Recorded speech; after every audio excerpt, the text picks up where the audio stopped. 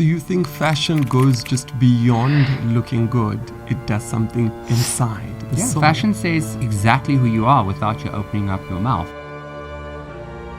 I want to be remembered for putting South African fashion on the global map. That for me is what the bare minimum that I want to be remembered for.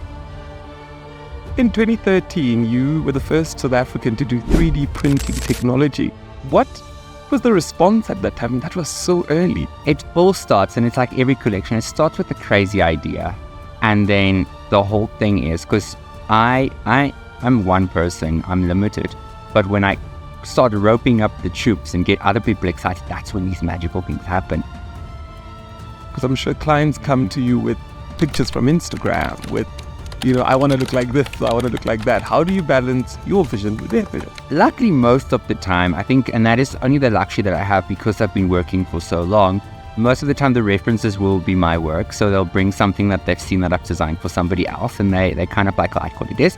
But I think with anybody, and I do think that is why I am so successful when it comes to custom made, because I try and collaborate with the client. My theme for my London Fashion Week collection is... My guest today is one of the best designers, not only in Africa, but in the world. Welcome, Gert-Johan Coetzee. Thank you so much. So excited to be here. For a designer like you, what is your creative process when you have to design a piece for a high-profile event or for a red carpet? Where do you begin? You know what? I'm a firm believer in creative thinking, and that is also something that I study quite a lot, is the creative process, because me, myself, find it super curious, and I think it's that curiosity that's always leading me to the next kind of idea. To be very, very honest, it comes to me. It's like, it just falls in my head. I think, having done this for many years, of course, there's the proper creative process that you can follow, and I always like to teach creativity and like to give advice on how to be more creative. And I do, of course, follow all those principles. But for me, myself, I do meditate a lot. And then I think it just clears my mind so that I can kind of feed off the energy of the individual that I'm designing for. Say I'm designing for Oprah Winfrey, then it is her energy that I then kind of channel through my creative web and then get to the ideas. I think that is kind of how it works. When I'm designing a ready-to-wear collection, I think of the woman that I'm designing for, what she has in her cupboard and what she would need in her cupboard and how I can add to her life or his life. And that is really what I think. And then once that thought and intention has been set, I kind of visualize the idea and then it just comes to me. And I think that is so important. I always tell students not to mess around on Pinterest or other designers' works. It's very good to have a good idea what is there out there already, because of course as a designer, originality is everything. So you can't really be copying anybody, but definitely really just stop relying on so much of other people's work, but really just still in yourself and the idea will come to you. How do you ensure that it stands out? Because I think many of the celebrities that have come to you, your Cardi B, your Kardashians, famous South Africans like Bonang, they always want to make sure that they outdo themselves, that they look better than they did before, make me look more gorgeous or make me the best dressed. How do you ensure that they stand out? Right. I think it is a constant competition that I have with myself.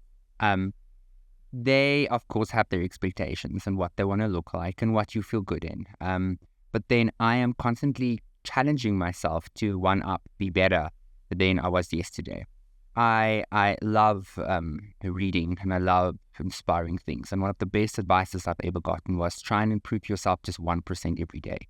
Because if you do that in the end of the year, and say you keep half of that, you'll be a massive improvement of yourself from last year. So I always try and do that. So in the morning, my mission is to just be a little bit better than I was yesterday, whether it's with designing, with ideas, with finishing, with polishing, or just in my personal life. Really always try and be better than I was yesterday. And how do you balance your vision with the client's vision? Goodness. 12:27. No problem. Sorry. Excuse me, just say that question again. How do you balance your vision with a client's vision? Because I'm sure clients come to you with pictures from Instagram, with, I want to look like this, I want to look like that. How do you balance your vision with their vision? Luckily, most of the time, I think, and that is only the luxury that I have because I've been working for so long, most of the time the references will be my work. So they'll bring something that they've seen that I've designed for somebody else, and they kind of like what it is. But I think with anybody, and I do think that is why I am so successful when it comes to custom mates, because I try and collaborate with the client. As much as it's my idea and my vision, it is them that needs to wear it in the end of the day and feel comfortable in it. So what I love is when somebody's nervous, it's their wedding, they have these big decisions to make, I just make them feel at ease with this collaboration that's going to happen between us and make them part of the experience, because in the end of the day, lots of people make beautiful dresses, but the Coetzee experience is just so collaborative and so beautiful that you kind of like draw them into this fashion world and build this fantasy of what this dress is going to look like so that they can read into the vision as well. Many of our viewers might not understand fashion terminology, and they might not understand what couture is or what it is that you do. If you had to sort of let them in to your world, what is it that you do? So, to put it blunt, couture is a business module of custom making things. So couture is you come in, you custom make it. Haute couture is, of course, a French term, and it's a French kind of institution that you have to be part of, and you can only make haute couture in France. It's like how you can only make champagne in France. In South Africa, we make MCC. But the general couture term is a customized, handmade item with a lot of care and precision. So that is couture, and that is, I think, to simplify it for the business listeners out there, it is a business module. And from that business model, I mean, you've designed beautiful one-of-ones, custom-made. What's the most expensive design that you've ever? I don't like to talk about prices, but I mean, when it comes to couture, there is no budget. And that is why it's so rare also, because it is a lot of trying and error. It's like redesigning the wheel every time for every customer. It's not a cookie cutter mold that we do. That is where ready to wear comes in, where you kind of develop the process and then you can repeat it. But with couture, every body is different, every person's taste is different, and every time I collaborate with a different person, the result is different. And then there's the different needs and so on. So that is really, it's very variable. I want to take you down memory lane, and I want to just go through the journey of the celebrities that you dressed and the different levels that you sort of started in. Obviously, starting off in South Africa, who was the first celebrity that you worked with? Sure, guys. There's so many answers to this, because like the really first celebrity I worked with, I can say my mom, she'll love that. But it has to be Sandy and Gemma. I think when I was about 16, I was already studying fashion. And Sandy saw me. I was entering, I was a finalist in a competition, which I then won.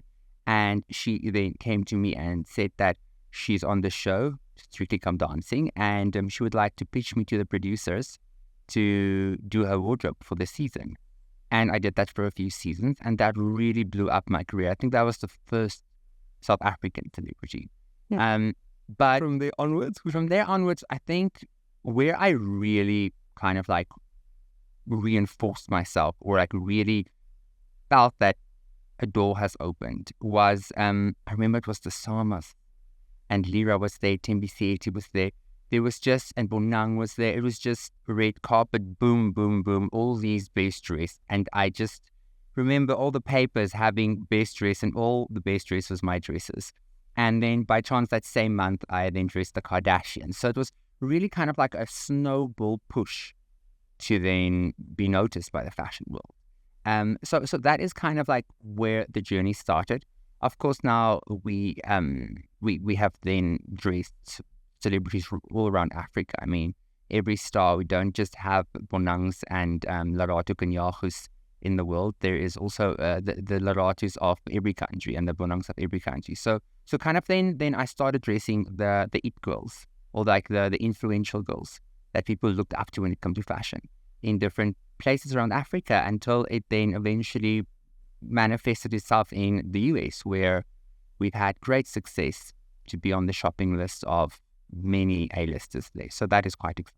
I mean, the US, you've dressed the Kardashians, you've dressed Cardi B, and many other celebrities. Who was your first US star that you dressed? Definitely Kourtney Kardashian. I mean, take us through that. I mean, how did she contact? How did it happen? It's shocking how it happened, because I was telling somebody yesterday, I'm probably the most unlikely person to become Couture and Coetzee. If you look at my background, I never finished school.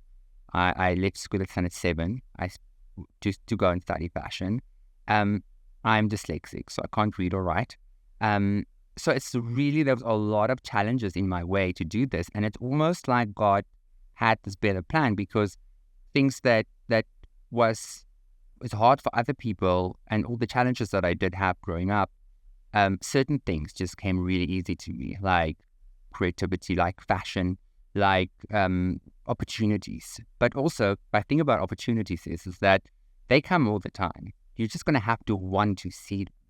And I think when the Kardashians was in town back then, I think it was 2007, a very good friend, Lelo is her name, she said, you know what, I'm having dinner with the Kardashians, actually. She was an influencer, like the very first stages of influencers. I think you should make them some dresses, and then I'll give it to them. And that's what she did, and they loved it. And that is how Kourtney Kardashian then ended up on the red carpet of the People's Choice Awards and winning that award as well. So it was really just a lot of things coming together at once, divine timing. And then I remember it was even the times before Wi-Fi or Twitter or Instagram. It was just Twitter, and it was even, we still only had 2G. So I remember my phone was blowing up, and I just looked at my Twitter feed, and it was just blowing up. And then finally, the 2G was strong enough to load, and I saw Kourtney had the dress on. Now, and that for me gave me this perception within South Africa that I dress American stars. And I think, when a collective thinks something wonderful, then it manifests. So that is just where the first one happened. And then there was Kristen Kalabari, and then it was just really the one after another. Oh, goodness, guys, sorry. That's not my phone. Haha. Please, can we be professional? I think one phone is connected to one of our computers. All right, let's continue. Okay. And I mean, maybe let's go back, because I love the story of you dressing the American celebrities. But I would want us to go back to standard 7, when you finally made the decision to say, you know what, reading and writing is not for me, I'm dropping out. What were you going through? I believe that if something gives you resistance, it is the universe's way to tell you switch directions. If something feels easy and natural and doors just open, then it is obviously the natural course of your life. There's your angels speak to you in little ways, and you kind of just have to quiet yourself and listen to them. So in standard 7, I was always sewing and doing little creative things and attending sewing lessons and so on throughout school. And when it came to standard 4, I was starting to win a lot of junior competitions in fashion. It was more like sewing competitions, but I started winning every single one. And also who taught you how to sew at that level? My mom, but not really my mom, because she can't sew. But is she watching? No, Funny. she knows her strengths and weaknesses. I remember in a sewing machine you get this little thing it's called a bobbin, the bottom, and I could never remember how to string it. So it's sew, and then when the thread ran out, I will go to a different neighbor every time to show me how to restring it in the little town of Colston where I grew up. Then kind of we decided I need to go and do more after school lessons for sewing. So I did that. And then when standard 4 came, the sewing and all these opportunities was just keeping on coming. That we then decided, okay, no, I need to homeschool. So then I started homeschooling. And then homeschooling happened, but school was always not joyful for me. It was always a bit of a struggle. It was always a bit of like something I looked up to. I just wanted to design and sew. Then at standard 7, middle standard 7, my dad was just like, you know what, this is a complete waste of his time. we can so clearly, obviously see where this is going. So let's rock, because I've always invested in my career. And throughout the years, entering all these competitions, I kept on winning machines and equipment. So I slowly built up a nice little studio and a nice little business. And then we decided, no, let me go and study this. Let's formalize this. And then we go and study fashion, which was amazing because as soon as I got to the Northwest School of Design in Clarksville, where I studied, I also just stood out there. So, you know, that is really not a brag. I feel that it's more inspirational in your own life and the viewers and the listeners for looking where life kind of like wants to take you. And when things kind of is easier in a certain way and other things is just not working for you, it is really a nudge from your angels and the universe to kind of pursue that direction. I mean, from a young age, you were already dressing celebrities at the age of 16, and you've continued with that trend throughout. But what were you, as a young person, what was the goal and what was the dream? Were you thinking, I want to dress celebrities and A-listers, or what? I just wanted to make clothes. Like, that was my main thing. From 6 years old, whether it was for my Barbie dolls or it was for customers. In the beginning, it was really, I just wanted to make clothes. I didn't think, with all my learning disabilities and things, that it would be possible for me to be a Forbes businessman. So that was really never on the radar, and it kind of developed into that. I always hoped for it, but it was completely unexpected. I think I was like 11 years old when I realized there's such a thing as a fashion designer. I always thought I was going to be a seamstress. Yeah. And now, I mean, on the backside of it, you're dressing the guys on Forbes, and you're also building a business and an empire there. You, in 2013, you were the first South African to do 3D printing technology in your spring-summer 2013 collection. What was the response at that time? That was so early, 3D printing. What were you thinking? It all starts, and it's like every collection, it starts with a crazy idea. And then the whole thing is, because I'm one person, I'm limited. But when I start roping up the troops and get other people excited, that's when these magical things happen. And I just saw now, I'm busy working on a collection right now. And the more people, the more help I need, the more people are just coming, wanting to help with these crazy ideas and bringing them to life. So it was basically, I looked at the platform that God gave me. And I just looked at all these cameras that's always pointed at me. And I thought, it'd be so selfish of me to keep that just for myself. I need to use this platform to for advocacy. Sorry, guys, English. Yeah. And I was reading a newspaper, and on like page 30, right at the corner, there was this woman that got so abused by her husband, and it wasn't even like, and such traumatic things happened to her, and it wasn't even front page news. It's such a mundane thing in South Africa that I thought, how can I help to raise awareness around female victims of violence? And I created this beautiful collection inspired by protecting your soft cell. And I wanted to create these spikes that you can, if it's metaphorical spikes or like actual spikes, I wanted to create them. And that is kind of where the 3D printing idea started. I was trying to figure out how am I going to create these dresses with all these armor around them. And I spoke to I think it was the University of somewhere, university, and they had these machines, and they were very keen to play with me. So we sat together, we created all these spikes, all these different things and 3D printing. And back then it was so strange. I looked at these machines and I thought, never in my life would I be able to have one of these myself. And now I sit with two of them. So now I'm actually doing 3D printing in-house because it's very important for me to be very innovative.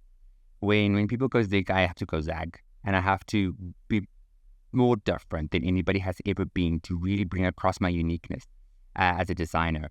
And that is why I love working with fashion and technology and merging them. And just imagine, with all our 11 official languages, all our cultures in South Africa, that all the inspiration that we see around ourselves all the time, if you throw in technology there, you get something that the world has never seen before.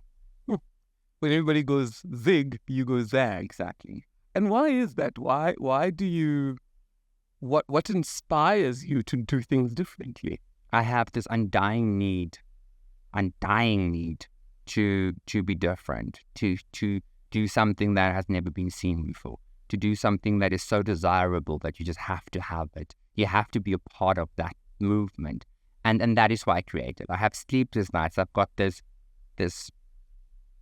second person inside of me that just has to push and just has to create all these different things. I think if I look back at what me just existing as a designer and following my dreams in South Africa, how much of a movement that it has had, impact it had on the fashion industry, and also how much impact I've had on people's life, whether it's by giving them a bursary or by making them look the best they can look on their wedding or their graduation. For me, that is the impact that I have had in the world. And if you really think about it, and I really had to think a lot about it, what is the purpose of life? And if I think, why am I here? Why are you here? Why are we here? And the answer that I got is that it is for creation. We are put on earth to create. We have to, whether you're creating in whichever job you're doing, you are creating something and for the next generation to then pick up. And that is what I'm doing, is I'm creating something that has never been done by a South African ever in the world. Why did you come to that thinking to say, what is the purpose of life? And you kept thinking about it until you got to the point to say, we must create. And at the highest level of it, you're creating things that have never been created before. I don't know. I'm very curious. Like, it's so strange to be asked questions by someone, because I'm always the one asking questions. I'm so curious about everything, whether it's like what's behind that door or why are you doing certain things. That is for me why I'm so curious, and that is basically why. I'm also very spiritual, so I really like to think, and my whole team and family knows that when I say I'm thinking, what I mean I'm thinking. I'll literally just sit there and I'll think, staring into nothing, or even death scrolling on TikTok. I'm not watching TikTok. It's more like a meditation of thinking. It's like when you're in the shower and you wash your hair and then those ideas coming. It is like that, always supposed to be thinking. And when you do that process of, going through and these thoughts are coming through, or you're scrolling or you're in the shower, when it hits, do you then act on it? So just for the listeners, scrolling is bad. Don't do that. But definitely, I always have, I'll send myself an email. I'll draw a little picture on a napkin, or I always have my iPad on me, draw a little quick sketch, capture the idea, capture whatever's going to remind me of it, pop it in, send myself an email when I'm ready to use, or I need an idea, or I want to look back at the notes that I've made. I just go to that email folder with all the kind of like snippets of ideas in it, and then I develop them further. See, creativity is like a mountain.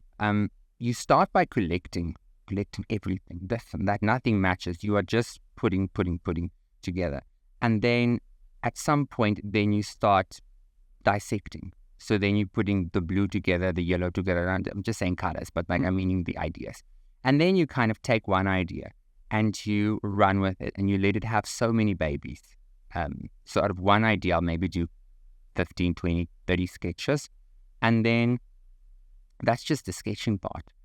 Then you kind of have the idea, then you start making it, and then you see, oh, no, this is not working. Oh, that's not working. And then kind of the idea develops as you go. But it starts from a whole bundle of ideas, which you then kind of bring together. That is another way of doing creativity.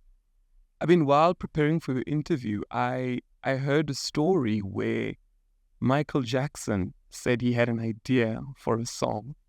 And he said to his producers, I have to produce this song before Prince catches on.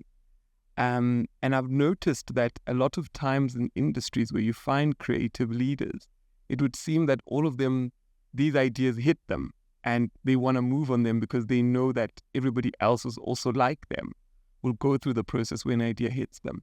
Have you found that to be true, to say maybe you had an idea and you didn't implement it, then you found another designer implements it? So annoying. It happens all the bloody time. And sometimes I have been developing a concept since February this year, And then in about June, July, I saw another designer doing exactly that. And he's obviously launched it first. Now, my whole months of research and planning goes out because I cannot copy anybody else. When it's done, it's done. I need to then think of a different way of doing it. So that happens. I have my little ways of protecting my ideas. But why do you think it happens? I mean, so this is why it happens. I can tell you this, but it is my thinking and my beliefs. My thinking and my beliefs are that we all are attached to God, and we all have these little straws or light beams that's going up, and we are all getting these ideas from God. And sometimes we all get the same ideas. It's just who has the capability of creating it. I'm sure you've also thought of something. Let's call it a drive-through liquor store. And you thought that was such a unique idea, and the next day you drive past somebody and they opening soon drive-through liquor store. So that is how ideas works. It's a very interesting study that they put. There was a certain species of monkey on 2 different islands, different parts of the world, and the scientists gave these monkeys fruit to eat, but they dipped the fruit in something that the monkeys wouldn't want, and was poisonous to the monkey. And it was there for a few months, and then when the one side of these monkeys on this side of the world realized you have to wet the fruit to eat it, and you can eat it, the other side also realized it at the same time. So it is a matter of evolution, and also this beautiful big pool of ideas. And also the other thing is, creativity is not scarce. New ideas is not scarce. There is such an abundance of new ideas. You're just going to have to really sort through them. And that is what I said in the beginning about finding all your ideas and then sifting through them. Very interesting concept. And looking at it, I don't want to touch on South African Fashion Week or fashion shows because you've done those and you've done very well. I want to go to the International Fashion Week. Which International Fashion Weeks have you shown at? Oh, my favorite one to show, and I'm showing there again in November, is Nigeria Fashion Week. Nigeria, guys, is such a vibe. I love going there. It is such a, I wouldn't say a party because I don't really party, but it's such a restaurants and things to do, and I love the hot weather. So for me, that is, and the audience is nice, the media is nice. So everything there is very nice for me. I've shown everywhere. Sure, I can't even remember, but I've literally shown everywhere. But I'm very excited because I'm showing at London Fashion Week in September, which is quite exciting, and I've been preparing for this for many months. Which has been your favorite International Fashion Week show that you did? If it comes to collection, I don't know, I have to go back to Nigeria because also Nigeria puts effort and budget behind their events. So when you show there, it is not a show. And I don't always believe that you need the massive show to bring your point across. But they really bring out 100 models, the lights, the hair, the makeup, nothing. Budget's not a problem. If you say you want 2 antennas on the model's head, they'll put those antennas there for you. So they'll find a way to do it. And I really like the soul behind the Nigerian people at the country. So I think really they like to make plans. They like to collaborate. Nothing is impossible. And that is really why I like going there. London Fashion Week will be my first time. I am very nervous, but I'm super excited because I know I've worked on this collection. It is almost done, and it is incredibly strong. Like for me, when I look at it, and I look at it all the time to edit it and to see what else I can add or what I need to be taken away. And if I look at it, I really do believe it's my best work yet. Can't wait to see that. Talking about Nigeria, I mean, we've heard a lot of international people say that, Nigerian designers do very well, and Nigerian, I would say the whole fashion industry is an interesting one. But the interesting aspect has always been that Nigerians love to spend on outfits. That, in Nigeria, it's easy for people to drop dollars, hundreds of thousands of dollars on a dress, whereas in other countries, they're more conservative. So you sell internationally. What have you found out of all the markets? I think it really depends on the aesthetic. I mean, you come to hat because you want my aesthetic. You want that hat look. Nigerian designers, you go there because you want that specific look, and they've got amazing designers there. I do think when we look at the globe, kind of, I would say America spends the most on dresses because I think our rand is so easy for them. So what's a high-end dress for me is exactly in their budget, except they have to buy off the rack. So that is great. So I really think Nigeria do spend a lot, but it's really everywhere around the world. I mean, everywhere around the world has got their top 1%, and their top 1% tends to want to wear designer clothes. So it's kind of from everywhere. I mean, there's a lot of South Africans here with lots of expensive taste, and then there are Swazi people, there are UK, America. I mean, I do dresses for people around the world. Why do you find that the top 1% want couture? Because a lot of, and I'd say the females, because you dress lots of females, a lot of the females will always say, I want one of one. I want a piece that only I will ever have. And they'll even go as far as saying to designers that don't make dresses for my competitors. Why do you find that the top 1% insist on couture? I think it is to do with, you see, what you have to understand is fashion creates something within you. If you dress a certain way, if you add value to yourself in a certain way, you feel better about yourself. You feel good. If you know you look good, you feel good. And that is why I think couture is so special to me, because it is made exactly for their body. You don't have to worry about something popping out, or something not fitting you right, somebody rocking up with the same dress. I think that is why the top 1% likes it, because also with me and my South African clients, they all kind of like know each other, one big group. So you have to be super careful to create something very unique for every single person, because all of them can afford it and all of them want that feeling of, I feel good. It has nothing to do with being superior to anybody. I think it's really to do with feeling good within yourself. Well, and fashion can do that too. So you think fashion goes just beyond looking good? It does something inside. Yeah, fashion says exactly who you are without you opening up your mouth or saying one word. You can see who a person is through the way they dress, the way they take care of themselves, the way they choose to express themselves. It's a very expressive language, fashion. And it's a very loud language, or it could be a very quiet language. So it really depends how you want to express yourself. And that is what's so interesting about fashion. And I think you asked earlier about designing for different people, but I can also pick up a lot from you by the way you are dressed.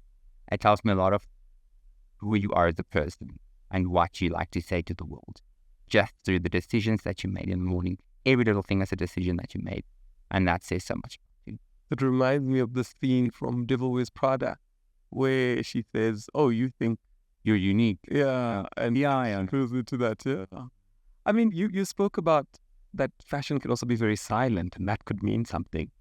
There was this buzzword, silent luxury or quiet luxury. Yeah.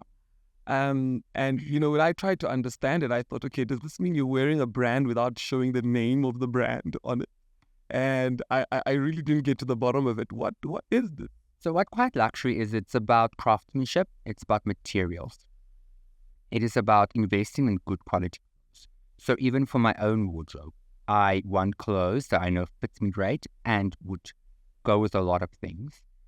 It does tend to be, because of the way it's made, and how flexible and variable and how easily you can mix and match quiet luxury, is makes your life very easy. I think in South Africa, well, in lots of parts of the world, we have a bit more of a logo culture where you want to show a logo, which is great because that also tells you I can afford that, I can afford this, I'm this person, I'm that person. And I think that is why logos are very important, and that's why I think it will never go away. But there is also a way, like you dress very quiet luxury today. There's no visible logos on you. It's good material. It is very well made. And that is what quiet luxury is. It's really about investment pieces. And it reminds me of how the French shop, they have this little tight capsule wardrobe, a good pants, a good denim, a good shirt, good t-shirt, just a little jacket, like just a very tight wardrobe. And quiet luxury is that tight little wardrobe that you can just last you for years. And it will tend, because of the quality of the fabric and the workmanship. I mean, a lot of, I'm not saying that logo wear is not also superior quality, but logos change, colors change, trends change. Then it kind of like dates the outfit, where if it's more simpler, it doesn't age as quickly. And that is why there's no logos really on it, because it's made with such superior fabrics also, and made so well, it tends to last longer, and you can wear it for a lot, and it will still be in stock. I mean, when we look at certain designers like Karl Lagerfeld, he sort of wore a uniform every day. He didn't really express too much in the way he dressed. And you look at a lot of the old designers, many of them sort of wore the same thing, or stick to one color. But you're one who also dresses up. But perhaps let's start here. Why do fashion designers not, according to public opinion, and I'm not talking about you, dress well? I think I dress very well, and I think Carl dressed very well. So did Carl not wear a jacket and a suit every day? Yeah. So it comes to me, and I do speak about this a lot also when I do public speaking. It's one of the topics that I cover is corporate wardrobe. And for me, I dress like that for myself, and I always advise people to kind of, in a nutshell, dress like that. So the idea is you kind of decide on a color palette for yourself with neutrals. So neutrals are beiges, black, navy. Those are kind of like the base of neutrals. And you base your whole wardrobe around that, and then fill it in with statement pieces. That's the easiest way. So you'll have a good skirt, a good pant, a good jacket, all those like good pieces in like a neutral color. Mine is always black and white, because I love black and white. It's my favorite color. Houndstooth is my favorite color. So I kind of have... What did you say? Houndstooth. Oh, what's that? You're going to need to Google it. It's a specific print that I use a lot. Oh, okay. Yeah. It's not really a print. It's a weaving method, but you can change it into a print. It's quite cool. So I kind of like to base my wardrobe off of that. So then it doesn't matter. Every morning when I wake up, it's not such a decision of what I'm going to wear, because all my pants and all my shirts kind of matches each other in some way. And that is why I tell, especially busy people, is to do. And I think that is why designers kind of tend to dress the same. I think if you look at Jacques Mus as well, he's also like very much always looking the same. And I think it's because we have to make so many creative decisions for people all the time, that it is, when it comes to yourself, you don't, like if you look at my bedroom at my house, it's white, everything's white, there's no color. But at the end of the day, when I step in that bedroom, I don't want to see color, I want to be calm. And that is why I've designed it that way. And it just takes one little buzz out of your life if you have a corporate wardrobe like that. Very interesting. But I mean, I don't know, there might be some designers that dresses like rats. That might also be because we're very busy. I think if I look at my schedule, it's literally booked up every 15 minutes. And in that 15 minutes, seeing people, different teams to make different decisions. And then in that time, you still have to do emails and oversee the production. It's a very busy day. So I don't blame designers if they don't dress up all the time, because we're busy. Understandably. What do you think of the trend where celebrities are now coming into big legacy brands to come in as the creative director, or to come in as the person who designs the collection? We recently saw Pharrell with Louis Vuitton, and we're seeing many celebrities sort of come in. What is your thoughts around that? I do predict that that's going to become more of a trend. They tend to make designer celebrities in the past, but I have read a lot of articles kind of suggesting that because the Pharrell module was so successful. What made it successful? I don't know the result. I think with Pharrell, he is a very talented person, and I think he brought a very unique point of view.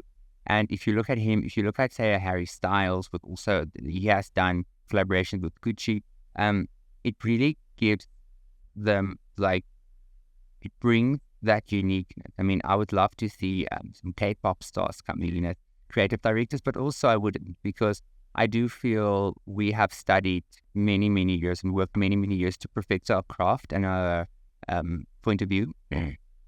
And for somebody to just step in, I mean, it's also their prerogative. So I don't really have an opinion on it. If you're talented enough and you can do the job, go for it. But also, having said that, a lot of creative directors, not Pharrell, but a lot of creative directors are just figurehead in a brand to kind of like create that stability to the public. Even with my brand, I am the figurehead at the Hatching, yeah. But I have about 5 designers that also design. So we kind of like have all those ideas coming through, and then I'm the one that's choosing them. But you need to be open enough to understand that you need to give your customer the best that there is, and your idea isn't always the best, but that will be very, very presumptuous of you. So it's nice to have a team of designers that all kind of work towards one goal. Everybody knows the hat and Coetzee aesthetic. Everybody knows the hat aesthetic, and we kind of work by that. And is the goal for Gert-Johan Coetzee to one day become a Gucci, a Louis Vuitton, a Dior, or is that not the plan?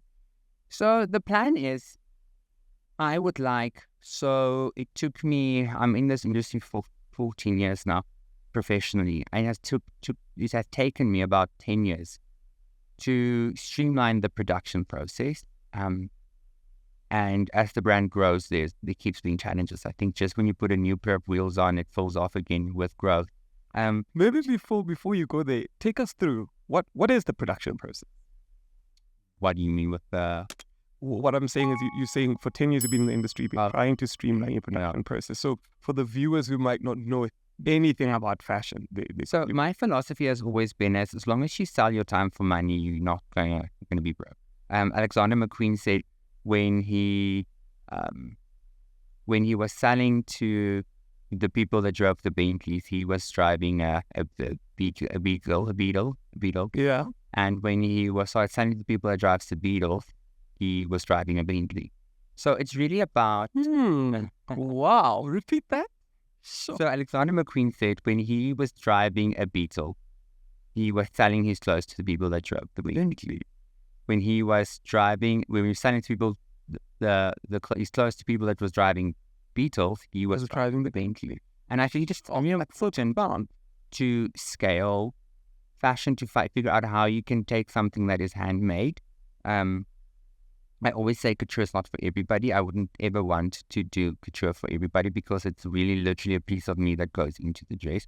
So the couture is just really for the clients that I like and that can afford it. Because, when I start being creative, that's like a whole thing. So that obviously was going to never be a business module. Some designers do it very well. I just felt that I cannot work 24 hours a day, 7 days a week. That is what it takes if you're just a couture designer. And I feel also that sometimes I feel like the effort that I put into something, I want more than one person to appreciate it. So that is why I started Hat and the GJC brand. So it's 2 completely different brands. Hat is young, it's fun, it's a little bit risque, it's colorful. Where the GJC brand, that brand has got the elephant monogram, and it's a little bit more sophisticated. It's for a more demure customer. That word. Yeah. So demure. So that is the 2 different brands. And then we had to find out how we are going to take couture and make it scalable. So I've opened up my own manufacturing plant. I've invested in massive printers. Of course, I said the laser, the 3D printers, and then also laser cutters to really bring something that is still feels like you're wearing couture, but is at it's more regularly available. It doesn't take 3 or 6 months to make, and it can be we can make more than one. Sorry, you just took my mind somewhere. 3 or 6 months to make. What do you mean? Is that on one garment? Even sometimes a year. Yeah. Oh, yeah. It's very time consuming to do couture. It's like creating art. So I sometimes like to refer myself as a fashion artist, not a fashion designer, because damn, it's art. And how long has one of your pieces taken you? I mean, the ladies that works for me, I think they are the real artisans because they are the ones doing all the intricate beading, putting everything together. So for me, I'm just the thinker. They are the doers, and they're also super, super skilled. And imagine all those years of experience, what such a person needs to be compensated with for the experience. So that's also why couture is so expensive. But just to give context to the viewer, do you mind mentioning a price range for couture just so this viewer can understand? it's around 150. For a garment, for a piece. Anything from about 50 to 150 average. It's obviously depending how long is a piece of string is the question. I'm just taken aback at the fact that many of the 1% always say, I never repeat outfit. So they'd pay that 150 and they'd keep it as a masterpiece forever. And it will always just tell the story. See, I'm also speaking out of my point of view because I don't really have customers. I don't do custom wardrobes for people. Then I do a beautiful, beautiful ready-to-wear collection, very exclusive. We're not making thousands or hundreds even. They're very small quantities. Then I suggest you choose from there because for me to do your whole wardrobe, it's going to be quite pricey. Even though we do get a lot of requests for that. So I like to kind of be part of your memory. I want to be part of your life story. So I prefer making dresses, couture dresses, for a significant event in your life, where it definitely becomes part of your history of your life, but also becomes an heirloom. And that is what I think of when I'm designing something, a specific dress for somebody. I know they're always going to think of this dress and that time of their life together. So it needs to be super, super duper special. Let's talk about the business of fashion. And I think you'd already started it with the production, trying to streamline the production. Do you mind maybe starting off by breaking down how business of fashion works? In terms of clients see something, either on a shopping aisle or on Instagram, and what happens from there? So how it works is I design a collection.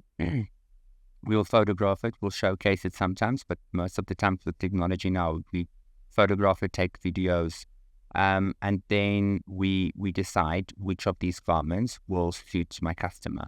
I really need to be I'm always very respectful towards my customers. So I really try to imagine where she is or he is in their lives, what they might be needing. My customer today is not the same person that she was a year ago or he was a year ago. They've also grown in their own lives. So I need to also be respectful and mindful of that.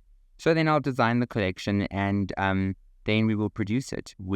I have lots of factories where I produce in South Africa, and then also I have a in-house team, a small team in-house that produces the more intricate things. This is now apart from the couture. This is just the shop hat online platform. That is how we produce that. And then that will then, I'm not currently stocking a physical store. I will be stocking Preview in Sandton and in Mainland soon. And that is also new for us. That's the first time we step into retail. Why hadn't you stepped into retail? Because direct to consumer online is so much better. You can exactly kind of curate the experience for the customer. And that experience is for me very important. The shopping experience, the excitement of this beautiful box coming, opening it up, fitting it on for the first time, wearing it, getting compliments. So important for me when people wear my clothes. I want them to get compliments, and that is very important to me. So it's that whole customer journey that I want to be in control of, and you can't always do that when there's too many parties involved. So Preview is a very high-end store. I'm very comfortable with them, and I've agreed to then have my clothes stocked in their shops where I know they share my values. And what is the goal of showing in London Fashion Week, Nigeria Fashion Week? Is it that, what is that goal? Are you selling in those markets the same way where you sort of send the parcel? We are selling in London, so that is wonderful. It is, we're doing it on a pop-up module now to test the market. So it's very great. But it is really to spread the gospel of Couture and Coetzee. If you don't follow me on Instagram, it's my opportunity to impress you. And that is why I showcase. It's to widen my audience. It's to show more people what we have as South Africans. I mean, South African designers, we have such a unique point of view, different to any other place in the world, because we have so many different influences. Just through our different cultures and different languages and all the different landscapes. I mean, if you go to Durban and you go to Mpumalanga, okay, they look kind of similar, but Go to Durban, go to Cape Town, it's completely different. The fauna, the flora changes, the weather changes, and that is very unique about us. And I think for me, I want to show the world what South African and African fashion can look like. My theme for my London Fashion Week collection is South African excellence, and really showing the world what we look like on our very, very best behavior. Oh, wow. I love that. South African excellence. I can't wait to see it. You've had a beautiful career. You've dressed celebrities, you've dressed royal families, you've done it all. But in the journey that you took, what were some of the challenges that you experienced in your career where you thought, oof, this is tough, but you finally overcame? What were those challenges? Every bloody day stuff. What do you mean? No, it's. I think also, you know what? I get asked this question a lot, and I've never in my career thought of the right answer, because challenges, that doesn't bother me. I don't sit and reminisce and wallow over failed attempts or things that I thought would work out differently, or things that opportunities that was missed. I never sit and wallow, because I think it is best to just onwards and upwards and move on. Tomorrow's another day. Tomorrow can be bigger, better. So I don't really remember challenges. I think my challenges is not really unique to me. It's South African challenges. It's load shedding. It is not having a great resource of fabric in South Africa, where you always constantly have to make your own fabric, which takes longer to produce. I mean, Couture in Italy, they've got all those fabric mills there. They can do just what they want. For us, we have one fabric mill, and they're very busy, obviously. So to be able to be unique, to showcase the best that you can, is a little bit harder, but also it's a little bit I don't know. I'm just not a very challenged person, I guess. And if there's challenges, I really don't remember them. So but there was challenges. I just can't pinpoint them. No, but there's no shame in being brilliant, which I think is wonderful. Do you find that you are a fashion genius living amongst people that are not? And I want to put it properly to say Elon Musk is somebody who looks at the rest of the world and says, why aren't you guys going to Mars? Because in my brain, we must all be traveling to the moon. And everybody else is saying, well, we're creating cars, we're creating houses. And he's saying, okay, let's go to the moon. Do you find that to be you? Do you find that fashion for you has become something that you can't even look at what others are doing because you're going to the moon? No, not at all. I think it's very good to have goals, and it's very good to reach for the stars. So I think that's very important. I think it's a really big motivation in people's lives. But I don't think of myself as better as anybody else. I just really think that I'm trying a little bit harder than anybody else is. I think that's really why all these wonderful things have happened for me, because I constantly live in gratitude. I'm so grateful for everything that I've accomplished and all the people in my life. And oh my goodness, my staff is amazing. So I think just by waking up every day and making it the best possible day, the best bloody day in your life, attitude is going to bring you there.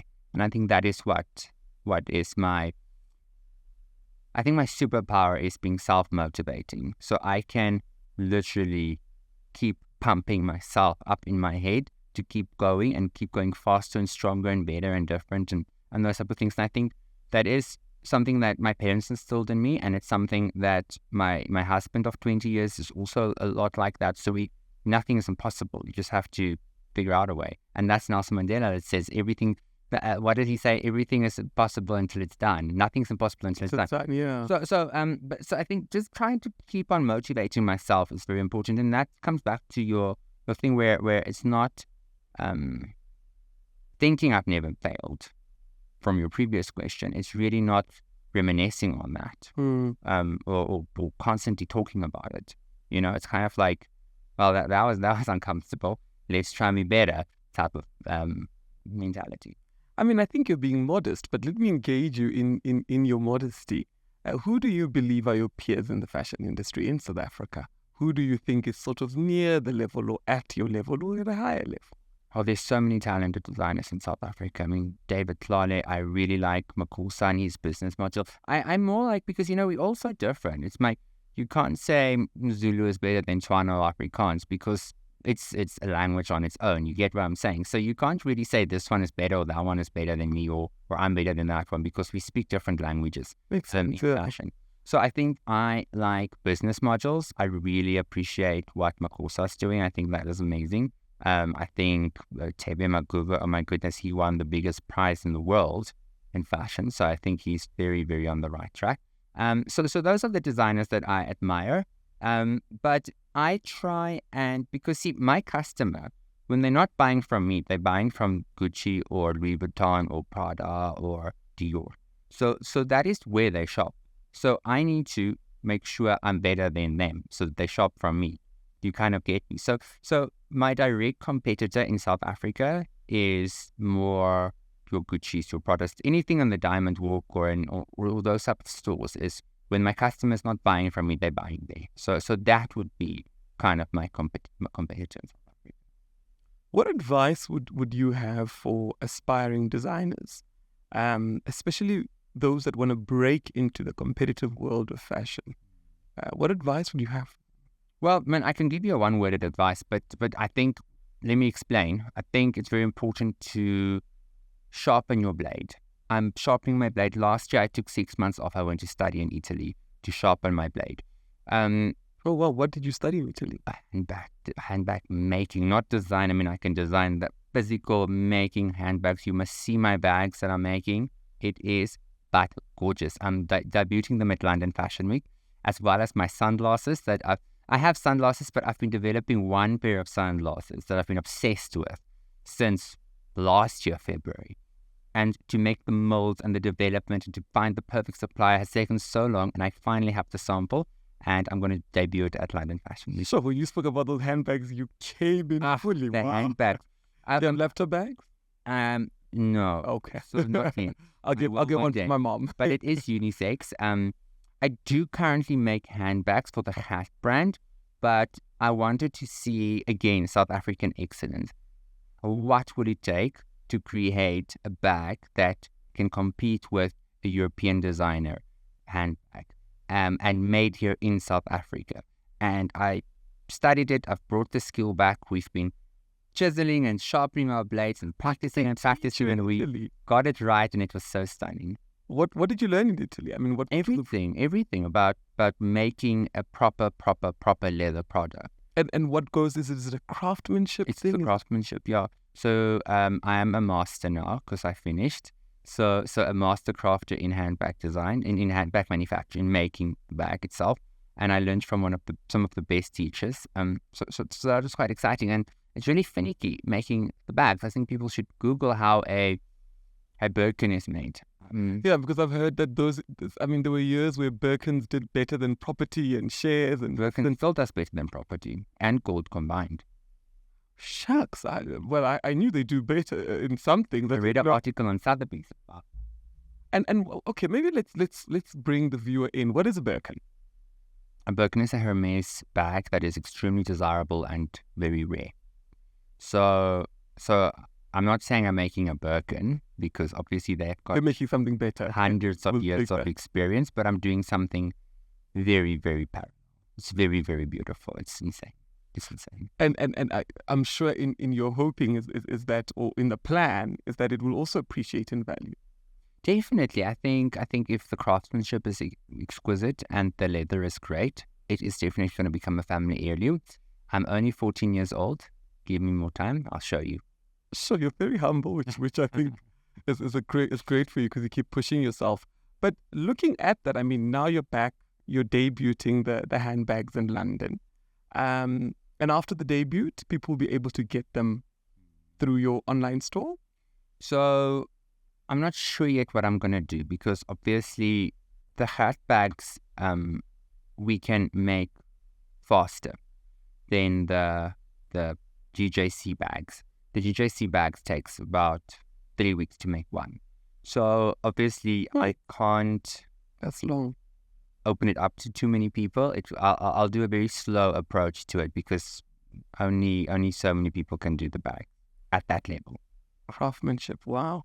I mean, in South Africa, and sorry to bring you back to South Africa from London. I love South Africa. Very happy to be here. But in South Africa, we've been having conversations about Shein and Temu, and people have been saying, you know what they're doing is unfair, they should be banned, and all these things. What are your thoughts about that? Do you have any thoughts about that? I have a bigger problem with people knocking off my clothes than I have with Shein and Temu. So I think, for me, obviously, China has got a very big advantage over us, and they can produce things better and cheaper and faster. I wouldn't say better, but definitely faster and cheaper. So I love that. I wouldn't say better. Yeah, South African excellence. So what happens is that it is a business. Then if they have a problem with Shein and Temu, then they must have a problem with Amazon also. So you see, it's kind of like a business, and it's up to the consumer in the end of the day. I tell young designers that we always say people must buy more South African, and I think that's not really, and buy more sustainable, be more sustainable. But I don't think it's the consumer's problem. I think it starts with the designer having to create something that is so much more desirable than anything else, and something sustainable that's more desirable than the non-sustainable thing. So that is our responsibility to do. And I think more designers need to focus on that and do that, because then again, I've been speaking a lot about what makes you special and different. Again, if you can produce something like that, it will be a differentiating factor to you as a brand. And I haven't really finished answering your question about advice for young designers yet. I just want to circle back to that one. I think for young designers, just to finish that question, is that you have to find out who you are as a designer. What makes you special? What makes you different? What do you have that people can't find anywhere else? Then you'll be a massive success. I would tell designers, before you slap your name on anything, first go and work. Get into the industry, go and work for another designer for as long as you possibly can. Save up money, because you only have one name. And if you screw that up, you're going to have a bad reputation for the rest of your life. So I'd really say designers mustn't always think you have to become Gert or David or one of us. There's lots of very high paid places for everybody in the industry. You don't always have to take the daunting task to be the like a famous designer, because it's very hard to run your own business. First, look how and learn from other people that is running their own business before you start your own business. Do internship, do mentorships, work. Sustainability has become a buzzword in the fashion industry, and you've just mentioned it now. And a lot of people are saying it's important to be sustainable and to use products that are sustainable, etc. What is your take on that? Yeah. So sustainability comes in different. I'm no expert whatsoever on sustainability, but sustainability comes in different forms. Sustainability can be something as simple as buying from the little shop close to your house, then ordering something online and flying it in. That is sustainable. Of course, we need to this conversation is becoming bigger, and we are understanding more and more things of it, and we're learning more, like microplastics and all those other things that is polluting the oceans.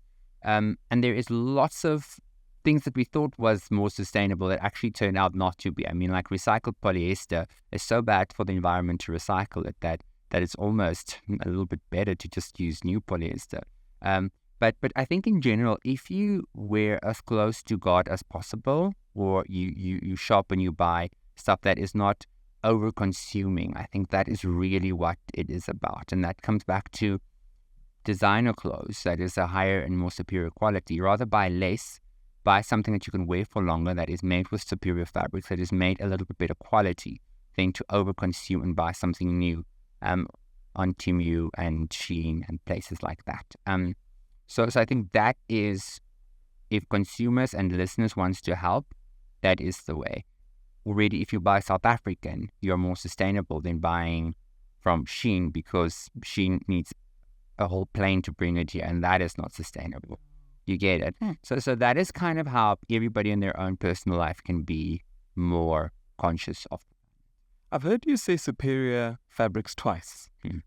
What are superior fabrics? I didn't know that this. It's a highly made fabric. You can tell a fabric's cheap and when a fabric's expensive. I mean, this is wool, which is natural. It's not plastic.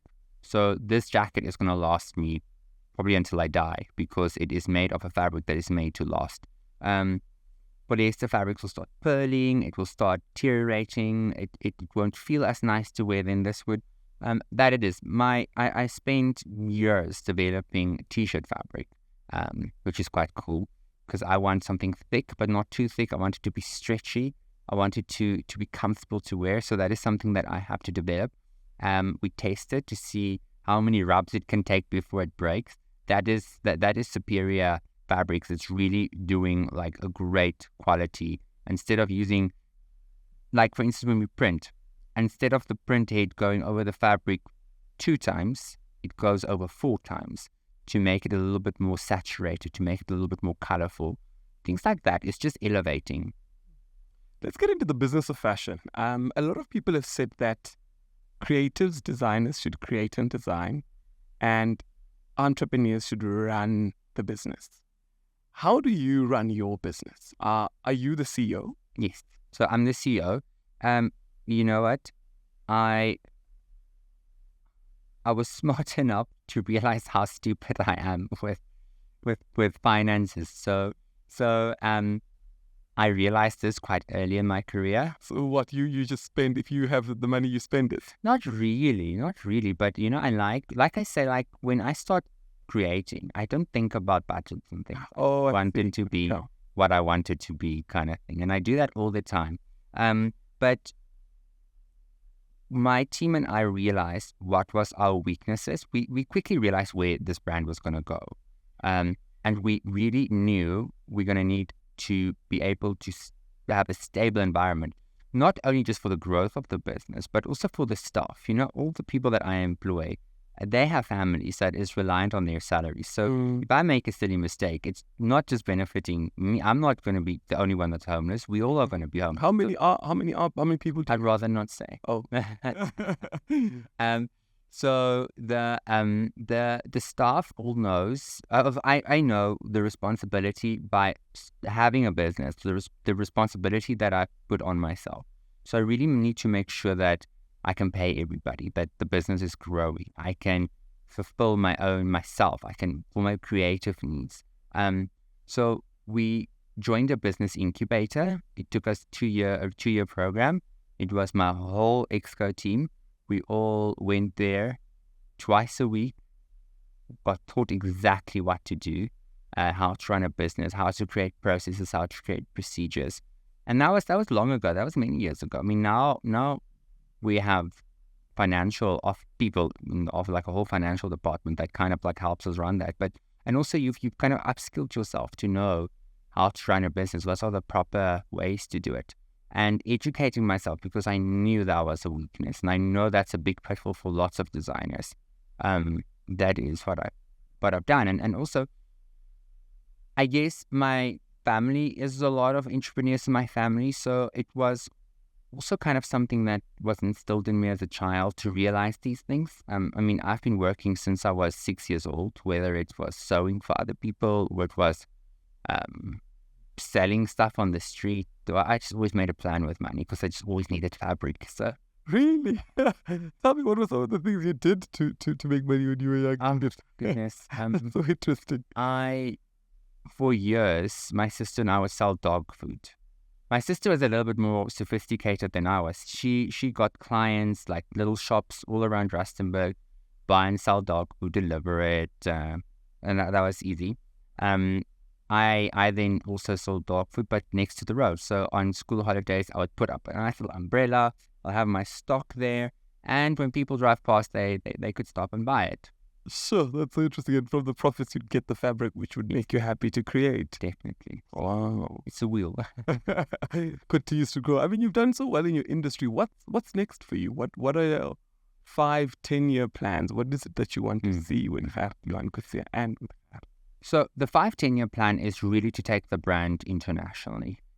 We know our strengths and we know our weaknesses, and really to hash those things out. I think We currently have a big problem with supply chain, with things always being sold out, which you think is a good problem to have, but it is a lot of hassle because we can't keep up with the demand. So the plan has always been a beautiful problem. the plan has always been to service South Africa first, because this is where I'm from. This is my priority.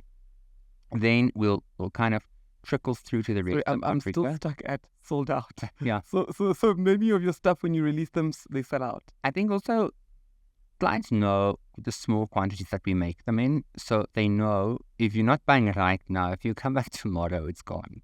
So we make things in really small quantities, and that is really good and bad. But we want to be able to service South Africa completely, and then we're spreading through the rest of Africa more. London is calling a lot. America has been calling a lot. So we would maybe also expedite that to be able to stock more countries. But I mean, you are not ready for something you're not ready for. So you don't want to be growing too quickly, because then the wheels come up again. So nice, steady growth for 10 years. But I know there's a demand for Couture and Coetzee in America and in the UK. And in lots of our African countries, there's also a big demand for it. So I would like to be able to see my clothes on those men and women as well, because for me, that is, my aim is for them to get compliments when they wear my clothes. But for me, the biggest compliment is when I see somebody in the street wearing an original Couture and Coetzee. That is always great. And I mean, looking at the international markets, are you going to change the business model? Because currently you're focused online. What's the plan with the international market?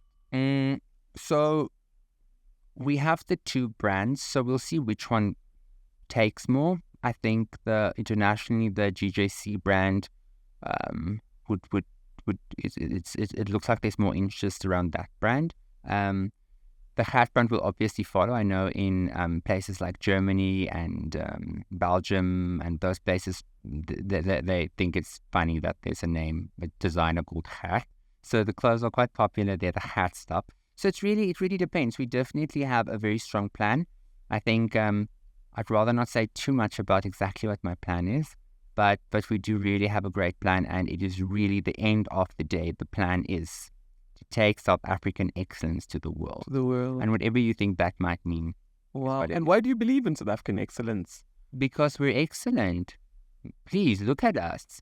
We win all the competitions. We are very strong. We are very resilient people. And I think we've got a very unique point of view that I'd like the world to see. Oh, I almost said amen. Because, that's so profound. And I mean, you mentioned just now that, your day's full, you're busy, every 15-minute counts. How does a day in the life of Gert look like? You wake up from the only white bedroom. Yeah. I wake up in my only white bedroom. I like to ease into the morning. I don't like to wake up and run. I used to do that a lot, but now I kind of like a gentle wake up. So I'll wake up, I'll play with the cats. When you're still a little bit asleep, I have my cats there and I'll stroke them and just get to my senses. Get my gym clothes on, go to the gym, come back, have our morning meetings. I'll meditate in between that time, and then just have... Oh, I should start meditating. I hear so many people. I don't... Well, how do you meditate in the morning? So I do a meditation called transcendental meditation. So it's just really, you should also Google that. It's quite a beautiful meditation. And whatever is your meditation, I mean, there's no right answer to this. Even walking on the treadmill could be a meditation. Okay. Dancing is a meditation. Writing your morning thoughts is a meditation. Just always trying to wake up and think what you're grateful for today. Really is like a good start to that. Then I would just start my day. There's always something exciting happening. There's always new samples that's finished to look at. It's really, really exciting to be at the studio. There's always clients and ladies and men that comes in. It's so nice to meet new people always. So it's quite an exciting job that I have. I mean, there's never a dull moment. And I was speaking to a doctor customer of mine, and I just realized how lucky I am, because when people go and see her, it's because it's not going well. When people come and see me, it's happy. So I only deal with happy people all the time. So that I think also is so contagious. When somebody's there and they feel so confident and beautiful, you feel good about yourself because you and the team around you is the people that created that happiness in their lives. Wow, so profound.